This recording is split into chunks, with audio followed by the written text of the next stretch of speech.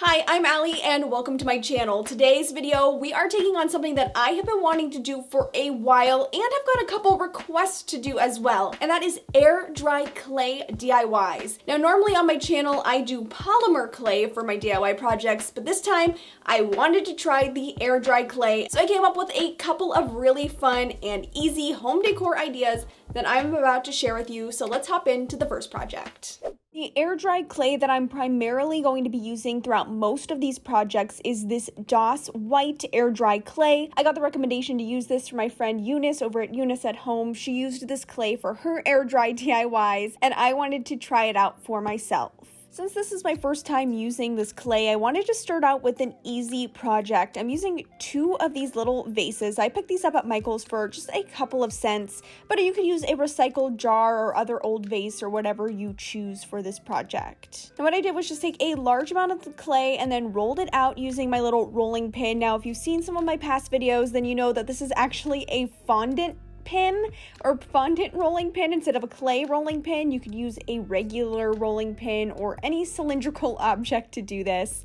And I just rolled out to a very nice thin sheet that was enough to cover all of the vase. So that's all I did was I just took that sheet of clay and I just began pressing it around the vase to form it around the outside of it with a just nice thin layer of the clay until it was covered to exactly how I wanted. And I actually found this process to be incredibly easy. I was very unsure how it would work, and I also found that what helped too was just using a little bit of some water to help smooth the clay and close off some of those seams that created as I pieced some of the clay together. But overall, this was just super easy, and I knew that this clay would be easy to work with when I move on to other more complex projects that you'll see shortly here in this video. And as you see with this little short vase, I repeated the same steps of adding the clay, using a little bit of that water in the bowl in the corner there to help smooth everything out and apply it nice and evenly on the surface of this vase. And then I just set these vases aside to dry, and these took about 2 days to completely dry before moving on. But for all of these projects, I actually let them sit for an entire week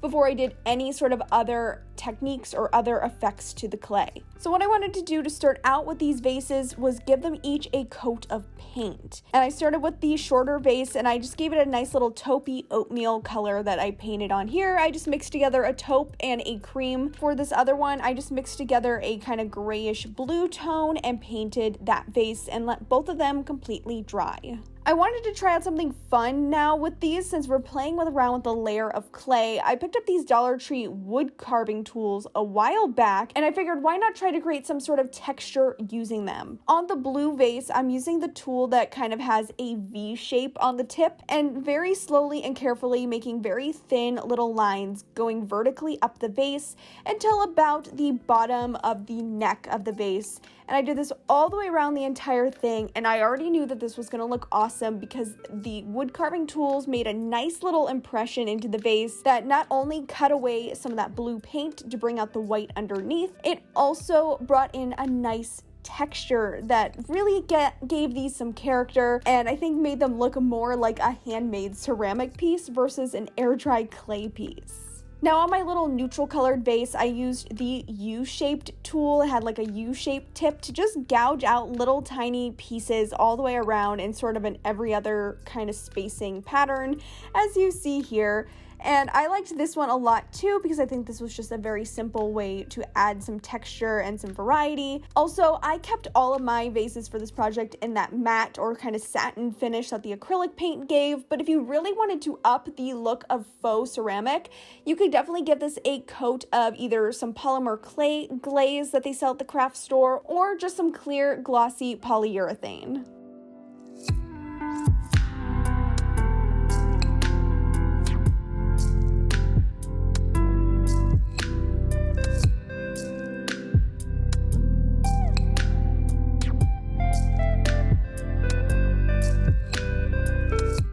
Once I had worked with the clay with the vases, I knew I could accomplish some more complex projects, so that's what we're going to move on to here. So I took a nice sized piece of clay and I used my rolling pin to roll it out so I had a nice even piece of it. Then using this scrap piece of cardstock that I had, I cut it down to a 5 by 5 inch square. This is just going to be the template to make these sort of tiles that we're creating for this DIY. So I placed the tiles onto my clay sheet and then just used an X-Acto knife to cut around them. And I did this 3 times so that I would end up with 3 square tiles of the air dry clay. Now to add a fun design to these little tiles that we're creating, I have these faux plastic florals. These ferns are actually from Dollar Tree back in the springtime, but you could use any sort of plastic faux floral or even dried floral for this project. And I just set them where I wanted them onto these clay pieces, and then used my rolling pin to make the impression in the clay. And then I took the end of a paintbrush and made 2 little holes at the top of this piece, and also used my X-Acto knife just to help me clear them out and make this so that I would be able to move on to the next steps that you'll be seeing. Now for the next square, I decided to press in these little white faux florals. I actually really liked how these turned out even better than the ferns. I think that they added even more depth and more texture than what the fern created, and it just looked really cool. Now for this one, I used the end of the paintbrush to make holes both on the top and bottom of the tiles. And finally, for the third tile, I also rolled on some more fern pieces with the rolling pin, and then also added 2 holes on the top and bottom, once again like I did for the second tile. And then I just let these completely dry before it was time to move on. So once those tiles had completely dried a week later, I'm going in with some of this Sculpey polymer clay glaze. It's basically, I think it pretty much is a glossy polyurethane. I just added a bunch of it to this bowl and then added in a couple drops of this kind of spring green color acrylic paint. And I just lightly brushed this over, creating a faux kind of ceramic glaze on these clay tiles. And I tried to concentrate the paint color as much as I could in the little grooves that the impressions made. And I really love the effect that this creates. And then as you see, instead of like mixing up new colors each time, I just start adding in different shades of green to the pre-existing green to color the next tile. So basically I took this spring green color and added some sage green and mixed that up, and then just brushed that all over the tile like so, just like I did for the last one. And then for the last tile, I just added a kind of dark medium shade green and repeated that once again. Once all of the paint on my tiles had completely dried, I then went in with a clear coat of that polymer clay glaze, just to make everything look nice and shiny like a nice glazed ceramic tile, and then I let that dry for 24 hours. Finally, to complete this, I picked up this leather lace from the craft store, and I began weaving together the pieces like so. So first I made the little top hanger like this, created a little knot at the top, and then I began connecting all of the pieces together. You can kind of see the method that I did, where I took the 2 holes, brought the lace through, and also brought the lace through on the other, and then kind of tied that knot there in the back. It's kind of hard for me to explain this with words. I'm hoping that you can kind of get what I did here by looking at the footage. Once I had all that lace done, that completes this really fun tile wall hanging type project that was so fun to make with the air dry clay.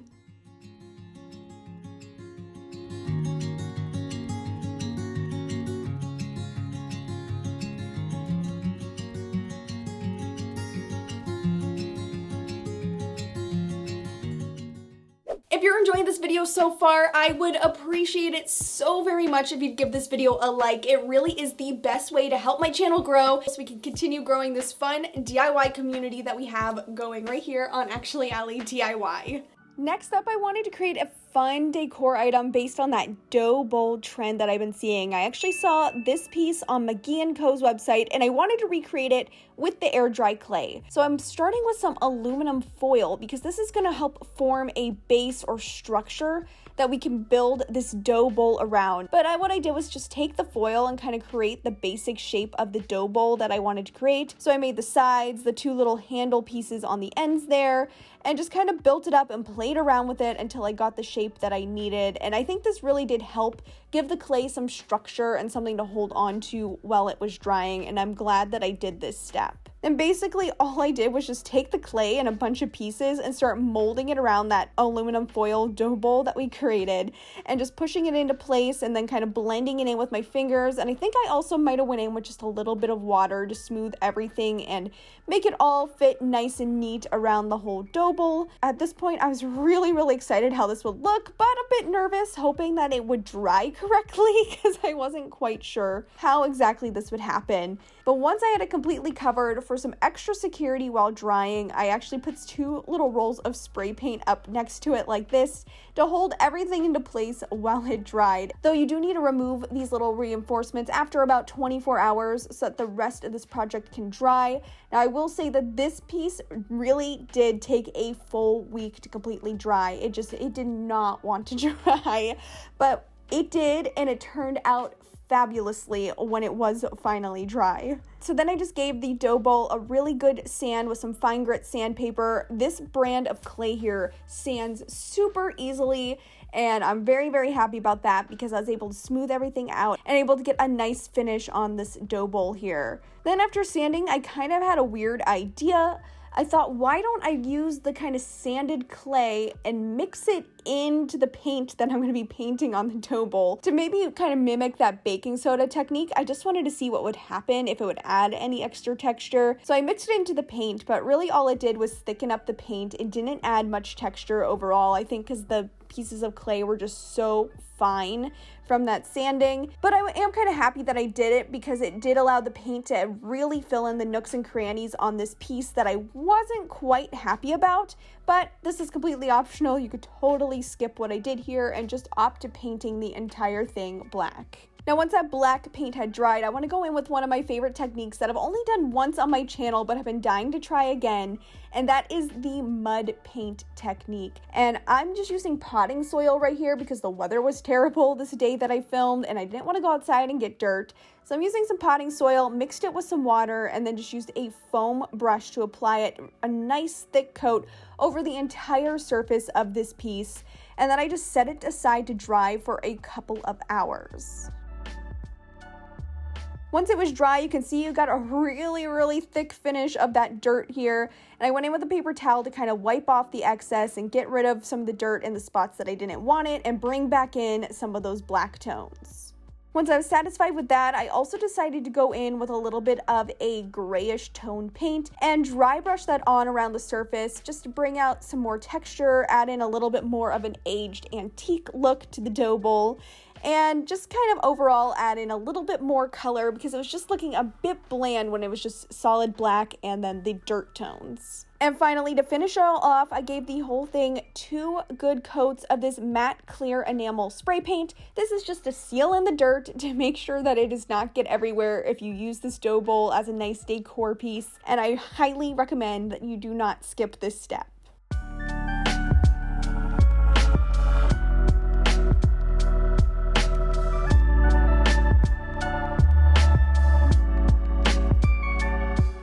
So I had a pack of Model Magic clay on hand, and I decided I wanted to give this a test since I am doing an air dry clay video, just to compare it because this is a bit more affordable in comparison to the DOS clay. So what I did was soften up the clay in my hands a bit, and then I brought in some black pepper, and I sprinkled that onto the clay that was sort of in a log shape right here, and began rolling it out into a really long tube. Now the reason for adding the pepper is because this is going to create a really cool faux stone look. I actually learned about this technique from the Sorry Girls. They have done it in a few of their clay DIY projects, and I've been dying to try it out, and I figured why not try it with this piece right here. And what we're going to be doing with this long rope of clay that I am making is one of these fun little structural knots that are very trendy as decor objects and very expensive as well. So why not try DIYing it for just a couple of dollars and some black pepper that you probably already have in your cabinet. So once I got the clay worked into the thinness that I wanted, this piece of clay was so long that you could not even see it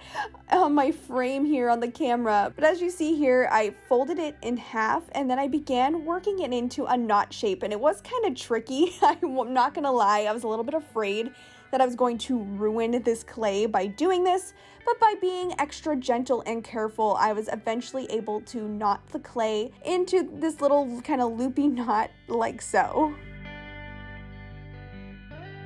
Then all I did was just manipulate the clay to lay exactly how I wanted it, and I let it dry completely. Once the clay was totally dry, I used my X-Acto knife to cut off the ends to give a nice structured end on the clay piece instead of this kind of rounded little bit that they had there. I think this just makes it look a little bit more high-end.